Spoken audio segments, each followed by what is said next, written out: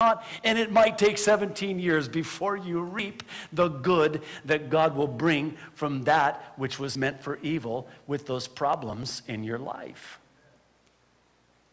See, you have to understand that there's a war going on in the spiritual realm, and there's a battle. And the Apostle Paul warned the Corinthian church, don't be ignorant of Satan's devices. See, Satan wants to dismantle your faith in Jesus Christ. He wants to destroy you. In fact, he's stalking you. Did you know that? He knows where you live. He has your address. He has your social security number. I don't care if you've signed up for those ID theft things like LifeLock. He's got your social security number. He's got your number, and he hates you, and he wants to destroy you, and he'll do everything and stop at nothing to accomplish that end. I think when we study chapter 21, we find here that while these problems can be problems, if we will let God be God and work it out for us and be patient and give him the elbow room, we can see how it will be for our betterment and not our embitterment. Let me say the same thing a different way. Problems can make us bitter, or problems can make us better. You've heard the illustration that heat can both harden and melt. It's what's in your heart. So we're going to look at some of these problems and finish the chapter. And we're not going to go back and look at the first 5. We'll pick it up in verses 30 through 32 with the 6th one, and that's rejection and persecution. In verse 30, we read the whole city is up in an uproar. People are running from all directions. And in the midst of this, Paul is being dragged from the temple. I would imagine they're probably pulling him by his hair, or maybe by his arms, or maybe by both. In verse 31, they're actually trying to kill him. I don't know if they're beating him, bludgeoning him, but while they're trying to kill him, God has news reach the commander of the Roman troops that there's a full-on riot in the city, and you don't want a full-on riot in the city. So verse 32, upon hearing this, he takes some officers and soldiers, and they run into the riot, and when the rioters see them, they stop beating Paul. Thank you. It's been said that wherever Paul went, one of two things happened. There was either a full-on revival or a full-on riot. That was just who the apostle was. Well, this time it's a riot. And sadly, this persecution against Paul led to this riot because of Paul. And rather than experiencing a revival, he experienced rejection. And what adds insult to injury is the elders don't do anything to support Paul.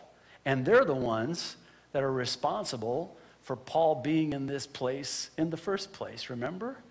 They convinced him to pay for the 4 men to fulfill their Nazirite vow, where you go into the temple and cut your hair that you've let grow long and make it as an offering after a time of purification. That's why he's even in the temple to begin with. And that's why the riot starts out to begin with. It was their fault to begin with, and they're nowhere to be found in their defense or support of or for the Apostle Paul. John Phillips, in his commentary, says they apparently did nothing to secure his release, nothing to speak on his behalf, nothing to appeal to the Jews of Jerusalem to give Paul fair play. They sent no one to the Roman authorities to assure the commander of the garrison that Paul was innocent of the charges leveled against him. They rejected Paul. This is not foreign ground for Paul, but to make matters worse, we don't read anywhere that this crowd comes to Christ. In other words, they reject Paul, and they reject the Christ that Paul preaches.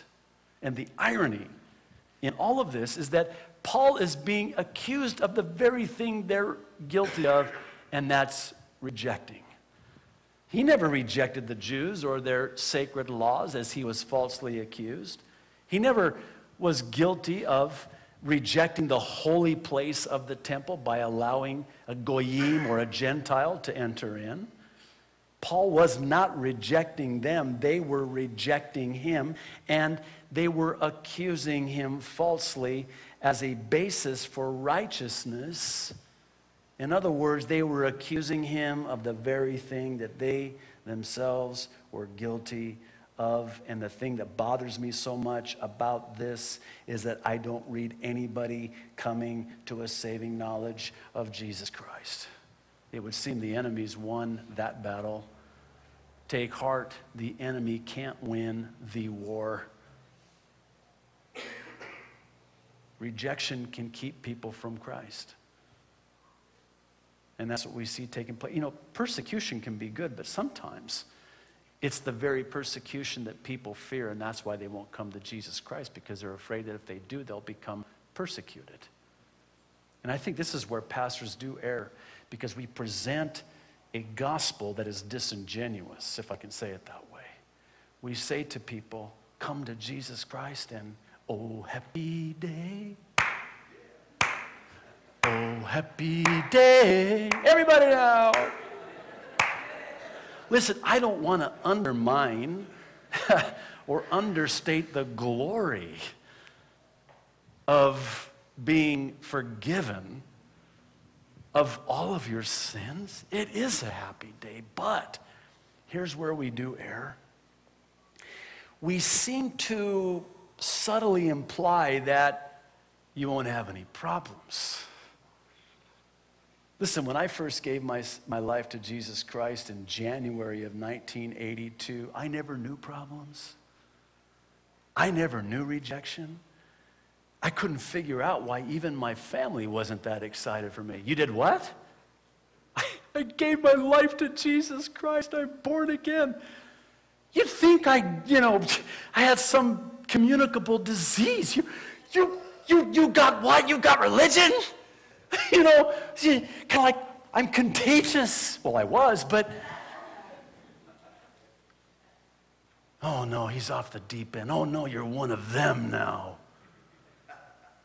I was living with 2 roommates at the time, and they kicked me out because I couldn't stop talking to them about Jesus. And I was reading my Bible, and I wanted to share with them, the good news and that which I myself had been the recipient of, being forgiven and being saved and being born again. And it was met with rejection and obstinance and persecution and ridicule and I mean, even from my family members. And I think that when you present the gospel to people and they come to Jesus Christ, you have to encourage them to count the cost. They will be persecuted because now they are no longer in the world and of the world. They are only in the world, but not of the world, and they're at enmity with the world. They're no longer friends with the world, nor can they be.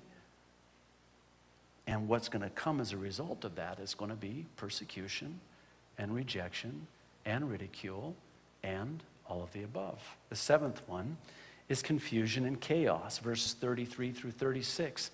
In verse 33, the commander arrests Paul and orders that he be bound with 2 chains.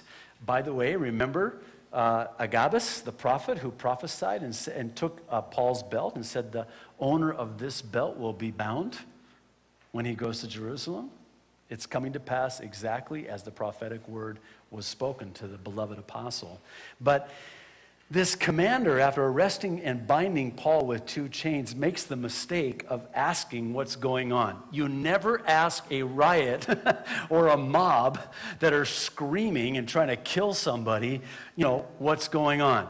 In verse 34, the crowd erupts and there's just complete chaos. They're all shouting. Some are shouting one thing, some are shouting the other. And finally, when he realizes he's not getting anywhere, he takes Paul and takes him to the barracks. Then in verses 35 and 36, when Paul gets to the steps, the mob is so violent, the soldiers have to carry him as the crowd follows, shouting, "Away with him." Sound familiar? We'll talk about that more in a moment. F.F. Bruce in his commentary says, the shout "away with him," which pursued him as he was carried up the steps, was the shout with which Jesus' death had been demanded not far from that spot some 27 years before, as we see in Luke 23.